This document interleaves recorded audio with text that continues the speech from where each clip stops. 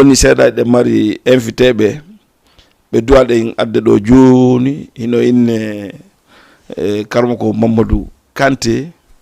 ɓe naata ɗo kadi hiwrodiren e maɓɓe enen e maɓɓe kañ kadi sifodiren seeɗa e yeru ko ɓe andi kon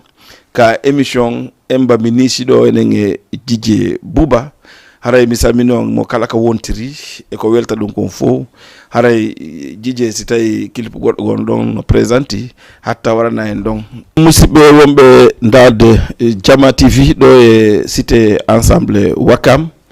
mi salmini on goto kala inde mum e yettore mum nden guiɗe yaade ka deuxième partie men no mi worranno noon guiɗe mari mawɓe men ceernoɓe men karmakoɓe men ɓe infitinoɗen ɗo ka dernier minute ɗo haray Allah waɗi ɓe hewti e jaam ko watten ko salmodirgol e maɓɓe lando si ɓe hewti e jaam e fof wawe yewdude maɓɓe haray mina ɗon assalamu aleykum karma ko en on hewti e jaam mi hewti e jaam alhamdulillah voilà donc on acci jaam kadi ka galle mi acci ton janto ok karma ko en meɗen faala yo yewtu men ko inde monde e ka jeeɗon fuɗɗoɗen émission men on machallah bisimillah mi weltori fota weltani ko mi jarni on mi tawi gaaɓe nam e hettiyankoɓe radio on fop télé on fof hiɗen salmina d'accord e mo be kala inde mum e yettore mum e ka woni nam en jentade e wi'imo salamu aleykum aleykum salam e ko atti ko laawol ngol ko adi ko laawol jang arde weltano on onon wonɓe ɗo ɓen humputude jama on e no faandiri nam e ko woni e feƴƴude nam ke toujours mo kala ka woni ɗon ko ɗo wawi weltanade goɗɗo hollitamo anditamo ɓe andi telam ɓe hollilam o télé ari ɗo mi acci mi ɓanta teppenne ha mi hewta mi jarno mi duwanoɓe kadi on weltanama eyyi ko ɗum woni ko adi ko keedugo mi hoɗi nam e ceerno Mamadou Kanté e ko adi kon toujours Allah wi in kullu nafsin lamma alayha hafizun nam kala wonki himo e ittani ɗum gaynako ko ayni ɗum ay ko ɗum waɗi tagangel no yaari doy waɗi doy wona moƴƴi in kullu nafsin lamma alayha hafizun ayi o wi falyanzurul insanu yo neɗɗanke o daari mimma huliga koye honɗum o taga huliga mimma en o tagama daafigin e ndiyan ɗum yindiray ɗam ɗan na e robi noon yaltude goy ko ɗum waɗi Allah wi no wawno tagude neɗɗanke on e jaman walla kanŋe wi kono so waɗi ɗum ɓurodiral ngal ɗuuɗay nam eyyi ko ɗum tagaɗo fof o teddungal ala goɗɗo teddinima e andimo teddungal ngal yoɓitamo ɗum weltanɗamo e mi ari salminde on miɗo ka wiyete ɗo Wakam miɗo iwi Kédougou ko wona noon joni ɗo no fandir noon mi ara yewten seeɗa ɓeydodiren hille goto yonata eyyi ko adi ko miɗen jarni on ga ok kalmo koye no weltike seena mum on nam yo Allah waɗu seena jaam e minen kadi on tawi men hoore jaam e kalmo ko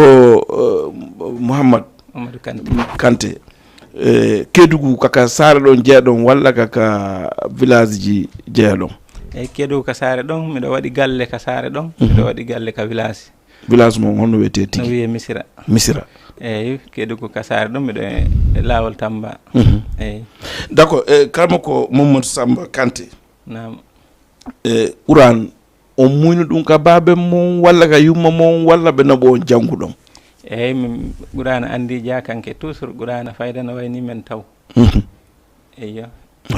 ben an no janggi joni ɓe weldi e karmo kam ɓen ko fulɓe ɓe okkilam ɓen ɓe woni toon hedde 10 ans eyyi miɗo ka fulɓe eyyi nden on to mi ari mi jinniri wan noon ha Gambie ha e Burkina e leydi Mali mi yaari noon wono ɗaɓɓere gandal e ɓeyditagol eyyi ko wona noon woniri d' accord si mi faami ganda mongal o muynu par ce que jakanke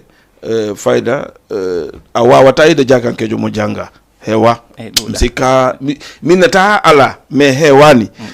jakankejo mo yiɗa fof hino janggi donc mais départ gandal ngal ko baabe on fuɗɗi on jannude ha e gongol ɓe naɓi on ka karma ko mum walla on timmu duuɓi jeɗɗi janngol tumɓe ƴetti on ɓe naɓi ka karma ko mum eyyi noon bisimillah nomi hewtiri duuɓi jeɗɗi noon ko noon ɓe ƴettin ɓe naɓi mi kisa nam eyyi ko noon woniri ok woni toon duuɓi sappo nde mi arti ka jakaɓe mi jangite kadi ka jakaɓe noon ɓe jangiti kadi on kadi ka jakankeɓe Yeah, ça veut dire andi noon jaka ko kañum e pullo woni yewdude ɗo koy nam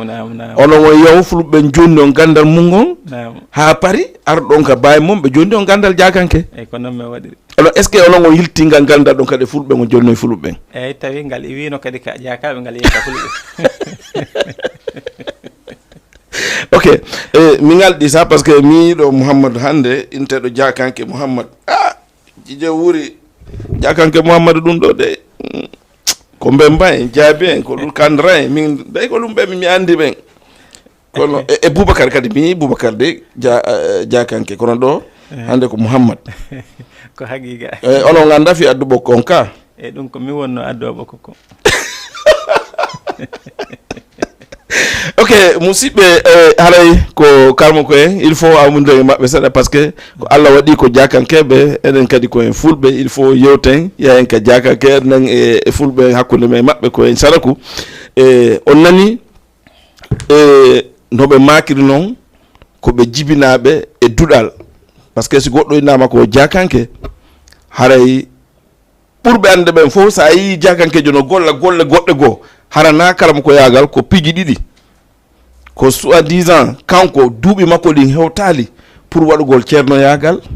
walla o waɗi ceernoyagal ha o acciti himo wadde goɗɗum ngo kono ɗe gandi jakankeɓe ɓen gandal kaka maɓɓe e karmo koye joni noon mahen fi ka ceernoyagal ceernoyagal ngal wattangal ko on janna e sukaɓe Qur'an walla on waɗa lasrar wonno e wadde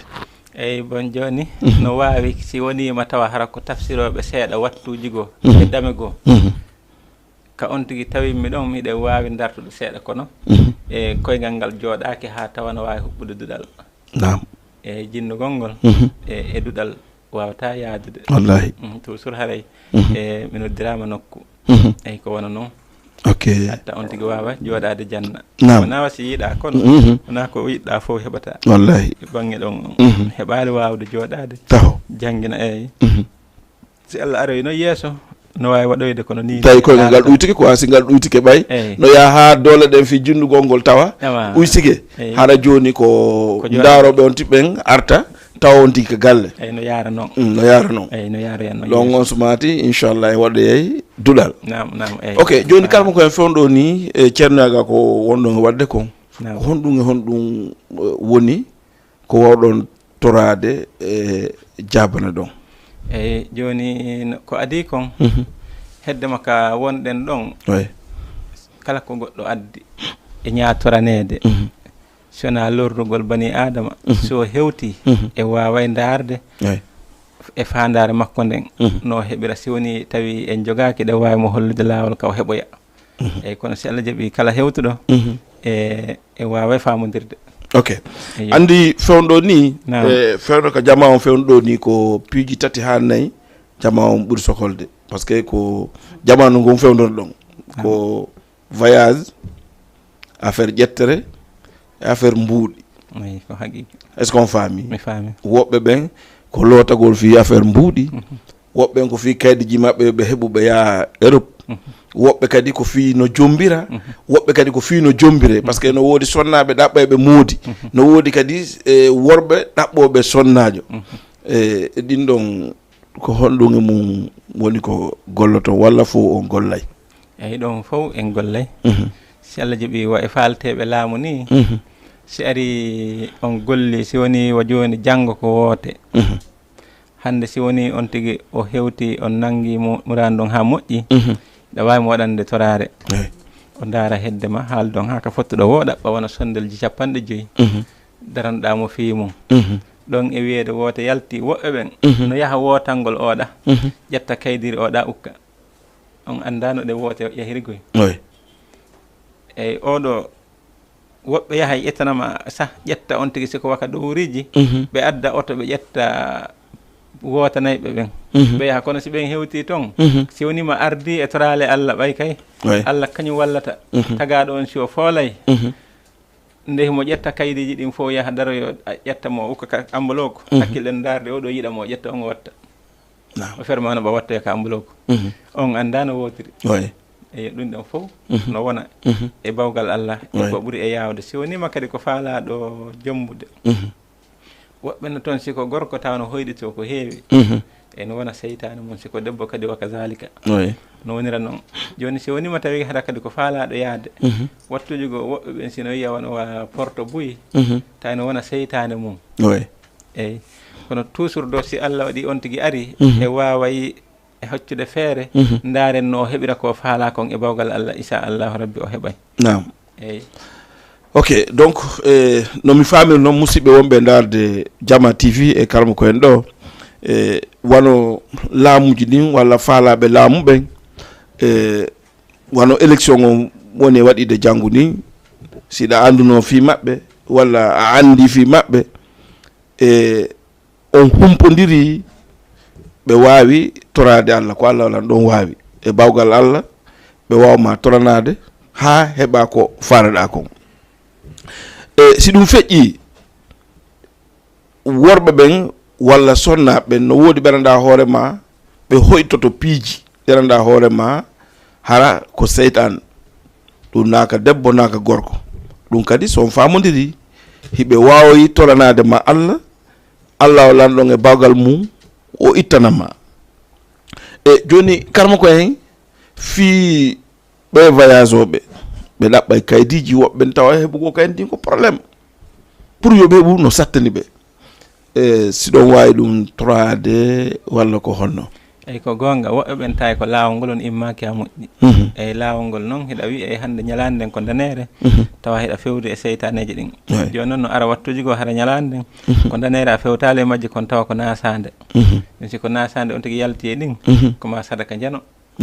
eyyi darane si Allah jaaɓi o heɓa kaydiri makko ndin eyyi ɗon kadi no yaara noon si yawti ɗon kadi siko wonɗo ga hara no faala yaade on tigui immine laawol ngol ha moƴƴa si Allah waɗi o hewti ɗi woɓɓe no woodi ko waɗete ñaaɗiɗi ko gorum e deyum o yaada e gotum wacca ga gotum so hewtoyi daara jonnanama koma on ɗon ko ñabourse so hewti o henni kadi tawtodiri tun Allah aray wallude hara neɓali o heɓa kaydi ndi eyyi on no yaara noon ka yahoɓe ok joni kadi karma ko en fiiɓe yahoɓe kadi no woodi ɓenanɗon hoore mon si ɓe hewti Europe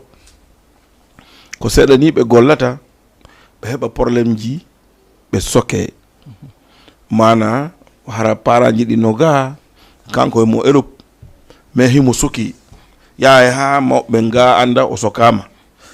est ce que hiɗon wawi wonde ga toranomo Allah pour no wawa délivrede ka won ton e o hetto o wawa golde golle makko ɗen walla o wawa artude hara sokede nden iwe hoore makko eyyi si ari noon ñawore wona wa sifa sokede hay si wonima hara siɓe ñawa mo janggo hara ɓe anda bere appa koɓe sokatamo si en famodiri misal ɓe wi janggo ɓe ñawaymo si Allah jaaɓi e bawgal Allah ɗe wawi dirtinde hara ɓe ñawali mo janggo on ha hetten feere mum daren toro ɗen no o yaltira eyyi ko heewi kon noon woɓɓe ɓen tawi ko gueɗe rewɓe sokata ɗum par ce que sa yeehi joni wiya acci mi daara mi jomba debbo goto on wallela mi heɓa kaydi eyyi si on wallima heeɓi kaydi tun a heeɓi probléme o goho si on firti sa firtoyi aade tun a heeɓi probléme ɗiɗɗiɗi ko win ɗon kon so signali a wawata wonde a firtali sa firti tun a heeɓi probléme malla yeddotiri on seeɗa yahon kono ko ɓuuri kon ɗo ɓureteɓe nanguede ɓen si kontama nogayo fayda sappo e jooɓe fo tawi ko probléme jirra on rewɓe ɓurtaɓe sokude eyyi si yawti ɗon si wonima tawi ko no o artira hara o heɓali probléme eyyi on ko gonga no wona kono himo satti e par ce que probléme si gasali son tigui arti sa tinnaki kaydi no adda heɓa erreur eyyi ko on ɗon wona noon koma régulé ton ha gasa si o wawa artude eyyi on tuma so arti e hoore jang hara hay wonali probléme illa si tawima ko tawoyte joni ko suɓoyi ko accutude debbo on pour o wawa heɓtude jang eyyi on a wawatamo seytinande a deƴƴay ha rewa ley wawen famotirde ha moƴƴa wawa accududemo e doy wawa hettude lawol ma par ce que sana ɗum o signanoytama piiji go eyyi no yara noon e woɓɓe goo kadi wonɓe ka leyɗe eyyi d' accord kalma ko en musidɓe ɗo jenti par ce que so hiɓe détaillde ko pour yon faamu ono wonɓe e darde ɓen heɗito andon golle ɗen no woni e yarde noon no woodi worɓe nan ɗon hoore mum haray koɓe worɓe me gorgu maɓɓe ngun hino manki ɓe ala doole woɓɓe jiiddi heɓotako no soñji jama on kono ɓay ko piwin ko gandanɗa hoore ma parfois no hersini woɗugol kono noon tagaɗo si tawi woni ñaw woni e ma a duwaka kon suuɗude par exemple hande si wano on gorko o déplace ke o ari yi'ugol on pour yo waltomo hiɗon wawi toranade mo ɗum Allah walla on matiére ɗon on gollitamo eyi ko bisimillah ko ñaa façon mum adden haal yewtude ka wiɗen ɗon huliqa min ma in daafeqin yahruj min bayno sulbi wattara ibi joni neɗɗanke on o tagama e ndiyan yaltay ɗan min bayno sulbi wattara ibi hakkude keeci ayi gorko on e ɓernde debbo on ayi ko ɗon yahruj min bayno sulbi wattara ibi ayi ko wona noon yewta ɗum ko Allah haali wona enen ɗum nde ɗen haala ɗum hari Allah haali bon si ɗum ɗon woni heɓaki e dewgal tawa wonal dewgal eyyi si ɗum ɗo woni wonal tan haray ƴetterde laataki ɗum e heddiɓe en accanayi hakke ko wona noon yaari ɗum kadi laawol mum no woodi no woodi tawata ɓe wawata yaadude e debbo on ko ɗuuɗi walla sana ɗum hara ndiyanɗa wawata wonde e ɓiɗɗo e no woodi wona noon illa kono noon no woodi kadi nokkeli go tawata an gorko on ko guerɗa wooɓay hande no hawni debbo on si adetike ma woni kañum yiɗa ɓeynde ha anda ko honno gorko o woniri ɗum kadi a dogay e ceerno ha ronka a andata ko hon ɗum iri ley eyyi si ley tuuni e si nder tuuni tun ley ton yiyotako wallahi eyyi ko ɗum waɗi e ɗon on si wonima noon tawi iwri e maɓɓe fof ɓe sokoli a tawi jam fana taali ley hakkude maɓɓe kamɓe ɗiɗo jombidirɓe ɓen inchallahu rabbi si ɓe ari en fewnaniɓe siko faalaɗo ɓeynde o ɓeyna kadi siko ɓeynuɗo jiwɓe wi kadi no faala ɓeynde ɓiɓɓe worɓe ɗum kadi inchallahu rabbi lawol mum no woodi eyyi so tawi kadi komo wawali hewtude buy ɓe wawali hewtodirde buy ɗum kadi lawol mum no woodi inchallahu rabbi e bawgal Allah en wallanay on tigui ha o welto d'accord voilà musidɓe ɗo jenti e karmo ko hen koɓe woni e sifade ko kadi wotan hawju par ce que mi jonnira e numéro maɓɓe on nde ɗen wayrodira pour honɗum pour say woni en gayni on faalama ɓe yiide non seulement ko wakkam ɗo ɓe woni kono noon ɓe laaɓani on ko Kédougou woni ko ɓe jooɗi ɓe heewa kadi jooɗade nokku gotum e ko déplace ɓe ko ɓay ɓe teddodirama fi o télévision ɓe tawi ɓe wawata jooɗade hara ɓe hewtali ɓe salmini e directeur télé on ɓe weltano liggotoɓe ka télé on ga ɓe hokka en duwaw joni noon e kamɓe hoore maɓɓe en jonnira e numéro maɓɓe on nde mbaɗen gayna émission inchallah faalaɗo yiddo maɓɓe fof hara noddaɓe ka numéro maɓɓe ɓe jonna on tigui adresse timmuɗo on tigui ara yiida e maɓɓe karam ko en sen iwi e ɗum ko mi landi on ɗa no woodi woɓɓe fannamati e wono sonnaɓe fannamati ɓe wonde moodi maɓɓe haray ɓe wona jaam e hoore maɓɓe mana kaɓe yi moodi maɓɓe fof ko histoire alta e maɓɓe sifa ɗimpiiji mais si moodi maɓɓe yeehi hara hakkille maɓɓe hino moodi maɓɓe mais so moodi maɓɓe ari hande kadi no wawi waɗi tawi woni hara ko goɗɗo woni nadde ka nder ɓernde maɓɓe jiiɓa ɓe tawa ɓe wawata wonde tranquille eyyi bisimillah e nde yewtere no woodi ko haqiqa ma ko selluɗo e wa on ɗon ñaano wona woɓɓe ɓen hara ko seytane maɓɓe on eyyi no woodi noon kadi e worɓe goo kadi no yaari noon kañum kadi no woodi worɓe ɓe suusa ɓeygu taway woɓɓe ɓen no jogii debbo seytane muɗum siko gorko siko debbo kadi no jogii seytane gorko mo wondi o wawata rendindinde ɓe ɗiɗo ɓe ɗiɗo si rendi tun hakkille makko ɗen udde joni ko ma o waɗane seytane goto on wawa mo accitude wawa heddude e moodi makko ɗum no waɗa si ari woɓɓe noon heɓoya hakke e mum wiya nande si surtout siko ƴettaɓe hara no woni waɗiɗo tato ka galle ɓenna wayni wasi ko a wonaɗo liggede na wonaɗo liggede ko seytane makko on woni añinde mo gorko on no woodi toon kadi e sonnaɓe tawaɓe suusa dewgal fes on kadi ko probléme feere eyyi si Allah waɗi siɓe aroyi walla siɓe noddoyi e wawa yewtude fi mum no woodi kadi e worɓe goo kadi tawa suusa dewgal e ɗum ka kala mo be no woodi e muɗum kala ko yiiɗa ka worɓe ɓen no woodi façon noon kadi ka rewɓe ɓen kono fof mum si Allah jaɓi si ɓe aroy fof heƴataka émission ɓen hannde ko arɗen ko komi ari hannde ko weltanagol on jarna on d'accord du'ono on Allah ɓeydana en ɗo yaara yeeso allahumma ko noon toriɗen d'accord e fof mum on tuma en aroye waɗoyde émission go juutuɗo illa masana ɗum e heñiɓe e nder mum wosi noddoyi ɗe wawi famotirde d'accord eyyi si Allah jaɓi borden ala voilà ko ɗum tigui woniri musidɓe on jentike kalamo ko en noɓe makiri noon e seena mabɓe on fayda menen min wawi wiide min waɗɓe surprise e oɗo émission wona koɓe préparé par ce que ardugol mabɓe ngol ɗo ko pour salmingol duwano e télévision on liggotoɓe ga ɓen fof kono eɗon andi menen si min yii ko il faut min humpito piiji goɗɗi goo min humpita kadi ko ɗum addi yo min tolnuɓe min landoɓe sifa ɗi piiji par ce que meɗen andi kadi haray jama on no woodi ɓe anaɗa hoorema hino sohli sifa ɗi piiji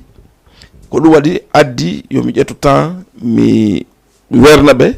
mi landoɓe ɗi landaji ɗi mi woni e landara ɓe ɗo ndeɓata certain e maɓɓe ka émission ɗo kono woode ko mi lantiɓe ɗo hunde après jonnde numéro téléphone maɓɓe on wawa wayndede maɓɓe akkitanɓe ɓe photo yo karmo ko en ka golleji no woodi woɓɓe hara ɓe jogui golle maɓɓe ɗe marsa kono yaha e laawol golle ɗen boniraɓe ɓe ronka ande ko honɗum waɗi ha golle ɗen boni harale ɓe yiɗano moƴƴa patron maɓɓe no yiɗnoɓe mais ɓurdan ni ha golle ɗen bona ɓe ronka ande si ɓe wattanali sa woɓɓe wona saabu ko perdini ɗum piiji buyi e nder bagage ji maɓɓe ɗin ko gonga bisimilla ɗon kadi no yara noon e sifa goto no ton no wona sifa on sa yewti e toujours almuɓe men ɓen ɓe way famude ko honto o woni no yewta fi neɗɗo ko ha honto wawi marde mbuuɗu hara o waɗali ngo asakal no yewta nokku a tawata mbuuɗu so ngi hewti ɗon hitande nden si tawi ngo koya ittugo asakal no woodi woɓɓe hewɓe tawata ko majjirede aroyta e mbuɗɗin ɗi majja no woodi patron ji hewɗi tawata ko angal ittugol jakka waɗɗoyteɓe ha tawoya jawdi ndin tuuni hande kandi laaɓa si woni jakka ittaka e hunde goɗɗi no ara wadde comme noon majja tawa noon hande oɗon jogui ko patron no waɗi magasin ji nanoya on ɗon position sansi hoti ka men Fouta hara noon hiɗa andunomo ga yaaha yiyama toon tawa faytaymo e no woodi toujours neɗɗo e sadaka koko waɗɗi julɗo kala surtout joguiɗo on hay o sattu ndiyan ni no wi'a joguiɓe ɓen si yurminali ɓe ala ɓen eyi ko giggol jawdi ndi goti ɗe yiɗi jawdi ndin ha ko ɗum hatta wawen ittude asakal joni hari an hari heɓa wulure walla guluji 10 no satti a heeɓi seeɗa hiɗa andi goɗɗo musidɗo ma gaɗa on ɗon ala goye fus sa waɗi ka moon seeɗa waɗanmo hakke mo kala no fawti e ma siɗa heɓude seeɗa ɓay wiyama yawma yafirrul mar'u min akhihi wa ummihi wa abihi sa yi on ɗon doguidirgol ari ɗon ko sa tottani hakke ɓiɗɗo ma on kala mo tottuɗa hakke muɗum si Allah jaaɓi duwawji ɗin fof arta e ma yarani si Allah jaaɓi Allah jaɓata eyyi si Allah jaaɓi e si yawti ɗon no wonima tawi kono guere dabareji ɗum hiɗa wawi darde anden ko honɗum woden ko jon ɗemmo o respecta o jogo ha moƴƴa daren ko honɗum wonta kono toujours e siko julɗon ko wonɗe yewtude fof e wata yewtude o to kono noon siko julɗon jawdi mani ko adi kon a laɓɓinireyde asakal sidi laaɓi waɗay barki e ɗum ɗon no tawa e muɗum d'accord eyi nani awa voilà musidɓe mi salmini on goto kala inde mum nden e yettode mum nden wonno invité men on hannde kalmo ko Mamadou Kanté e wonɓe Kédougou seynoɗo ɓe salmine joni on jentike makuji maɓɓe ɗin wona min yewti ko kamɓe e aray miɗo faala joni don numéro téléphone maɓɓe on haray ƴette bic e kaydi jogoɗon walla ƴetton téléphone ji mon ɗin jogoɗon min jonna on numéro maɓɓe on son faalaɓe yidde maɓɓe noddonɓe ɗon direct hendoɗon ɓe ina numéro momen not jontan o na yo noddu hendoɗon goɗɗo jonna ɓe non ko kamɓe direct yewdu ton e mum kala mo koyen numéro on ko Dielo 77 numéro ko 77 023 023 10 10 69 69 wattemo 77 023 023 10 10 69 69 donc musidɓe ko ɗum ɗo woni numéro karma ko en o mono faalaɓe nodda pour yoɓe huwodir walla ɓe yoddu walla landoɓe en tout cas eno numéro on nodda e ɗon famodiron e maɓɓe sokolaji mon ɗin yeru ko Allah lanɗo wawniɓe kon e haray famodiron ɗon dal ko ɗon woni tigi tigi on haray kalma ko en ko ɗo wonɗen e waynodirde ha émission goɗɗo go manala hoore ma en ƴettoye tan o juuta haray ko honɗum won ɗon e waynade jama on haray duwani on ka telle ɗe ko adi kon duwani karankoɓe men ɓen e jinnaɓe men ɓen yalla on